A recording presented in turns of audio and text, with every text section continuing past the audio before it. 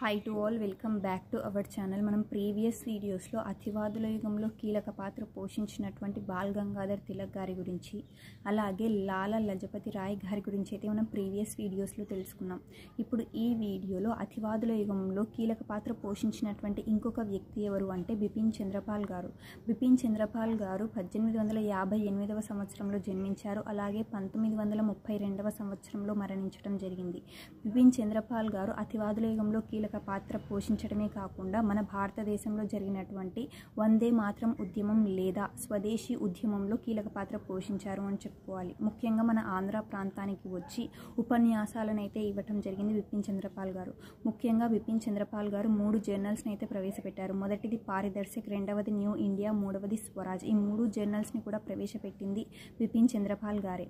So మనం next వీడియోలో ఇంకొన్ని అంశాలను అయితే బిపిన్ చంద్రపాల్ గారి గురించి అయితే తెలుసుకుందాం. So please do subscribe our channel.